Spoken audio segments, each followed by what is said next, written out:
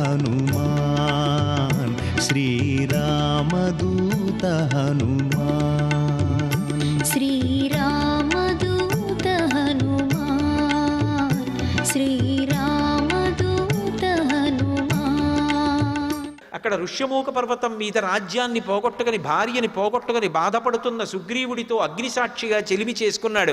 చేసుకునే ముందు నరులైన రామలక్ష్మణులు ఇద్దరూ నడిచి వెడుతుండగా మారువేషాలలో ఉన్న వాళ్ళని నన్ను సంహరించడానికి వాలి పంపించి ఉంటాడని చెప్పి సుగ్రీవుడు భయపెడుతుంటే నేనే వెళ్ళి నమస్కారం చేసి రామలక్ష్మణుల్ని నా భుజాల మీద కూర్చోపెట్టుకుని తీసుకెళ్లాను. సుగ్రీవుడితో అగ్నిసాక్షిగా చెలిమి చేకూరింది. ఒక్క బాణంతో వాలిని కొట్టాడు. వాలిని సంహరించి సుగ్రీవుడికి పట్టాభిషేకం చేశాడు. ప్రత్యుపకారంగా దశ దిశల వెతకడానికి వానరుల్ని పంపుతానని సుగ్రీవుడు మాటిచ్చాడు. అన్ని దిక్కులకు వానరములను పంపాడు. దక్షిణ దిక్కుకొచ్చిన కొన్ని లక్షల మంది వానరులకు అంగదుడు యువరాజు నాయకత్వం వహించాడు. మిగిలిన వారు ఉత్తర తీరంలో ఉండిపోతే రాత్రి 100 యోజనముల సముద్రాన్ని గడచి వచ్చి ఈ పట్టణమంతా వెతికి తెల్లవారుజామున నీ దర్శనాన్ని పొందాను. కేసరి అనబడేటటువంటి మహావీరుడైన వానరుడు ఉన్నాడు. ఆయన శంబదాసుడు అనేటటువంటి రాక్షసుడిని సంహరించాడు. ఆ కేసరి యొక్క భార్య అయిన అంజనాదేవి యందు వాయుదేవునికి ఔరసపుత్రుడిగా జన్మించిన వాణ్ణి. నేను పుట్టినప్పుడు నా ఎడమ దవడ ఇంద్రుడిపై చేత విడువబడిన వజ్రం చేత కొట్టబడింది కాబట్టి సొట్టబడిన హనుమలు కలిగిన వాడిని కాబట్టి నన్ను హనుమ అని పిలుస్తారు. అమ్మా నా పేరు హనుమ, ఆశ్వాసమును పొందమ్మా, నన్ను నమ్ము. రామచంద్రమూర్తి యొక్క దాసానదాసుణ్ణి, రాముడు పంపితే వచ్చాను. అమ్మా నేను నీతో పరమ సత్యం చెప్తున్నాను, ఇందులో కించిత్ కూడా అనుమానం లేదు, తల్లి నన్ను నమ్ము అన్నారు. ఆవిడికి నమ్మకం కుదిరింది. నమ్ముతాను కానీ హనుమ, కానీ అసలు వానరులకు నరులకు స్నేహం ఎలా కుదురుతుంది? వానరాణాంచ నరాణాంచ ప్రగతిర్ సమాగమే. వాళ్ళిద్దరూ ఎలా కలుసుకున్నారు? ఒకవేళ కలుసుకున్నా యాని రామస్య లింగాని లక్ష్మణస్య చ వానర తాని భూయ సమాచక్ష్వా నమాన్ శోక సమావిశేత్. ఏది నీకంత తెలుసు అంటున్నావే? రాముడితో అంత కలిసి ఉన్నానంటున్నావే, లక్ష్మణుడితో అంత కలిసి ఉన్నానంటున్నావే. ఏది నువ్వు కలిసి ఉన్నది నిజమైతే రాముడి యొక్క గుణములు రాముని యొక్క బాహ్యస్వరూపం, లక్ష్మణుని యొక్క గుణములు లక్ష్మణుని యొక్క బాహ్యస్వరూపం చెప్పు చూస్తానంది. ఎంత పెద్ద ప్రశ్న వేసింది!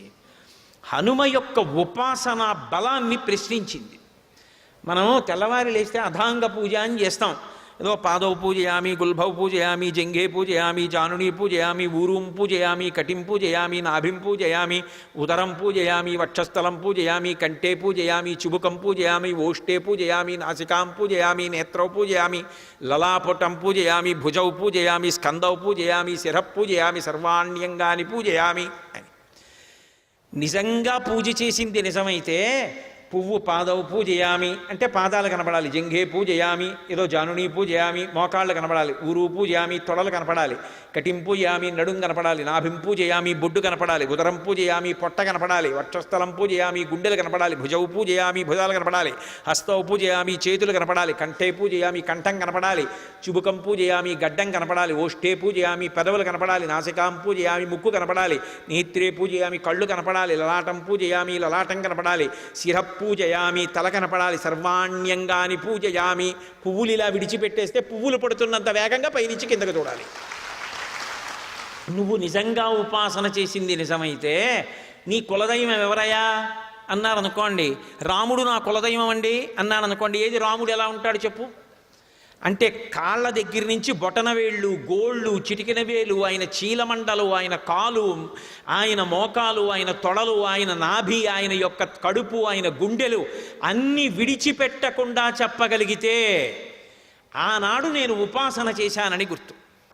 ఏమోనండి నాకు అంత బాగా జ్ఞాపకం ఉండదు, చూస్తాను కానీ గుర్తుండదంటే ఇంకేం ఉపాసన?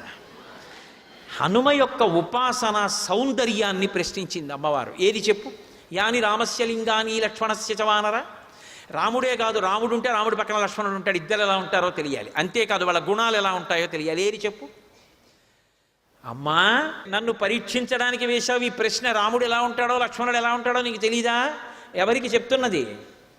సీతమ్మకి చెప్తున్నారు.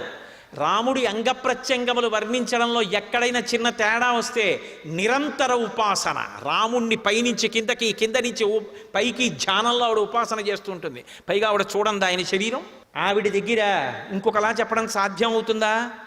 హనుమ ఉపాసనని ఆవిడ ప్రశ్నించింది, ఆయన నిరూపించుకున్నారు. అందుకని సౌందర్యం, అందుకు సుందరకాండ. వెంటనే ఆయన అన్నారు, అమ్మా నాకు సంతోషమే రాముడి గురించి మాట్లాడడం అంటే. రామ కమలపత్రాక్ష సర్వసత్వ మనోహర రూపదాక్షిణ్య సంపన్న ప్రసూత జనకాత్మజే. అమ్మ అవి కొత్తగా నేర్చుకున్న గుణాలు కావమ్మా, రాముడికి పుట్టుకతో వచ్చాయి. రాముడి గురించి చెప్పయ్యా అంటే చాలా ఎంత సంతోషం, అవకాశం దొరికింది అంతే చాలండి. రామ కమలపత్రాక్ష, కమలపత్రములు ఎలా ఉంటాయో రాముడి కళ్ళు అలా ఉంటాయమ్మా. అసలు ఆ కళ్ళు చూసి మోహించాయి కదమ్మా సర్వ ప్రపంచకమైంది. సమస్త భూతములు రాముడి కళ్ళ వంక చూస్తే వశపడిపోతారు, అంత అందమైన కళ్ళు. రామో రాజీవలోచన.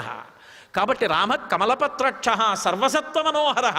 ఆయన వెళ్ళిపోతుంటే అకాలంగా చెట్లు పూస్తాయి, క్రూర మృగాలు కూడా ఆయన్ని చూస్తూ అలా ఉండిపోతాయి. అంతటి అందగాడమ్మా అటువంటి కళ్ళమ్మ ఆయనవి.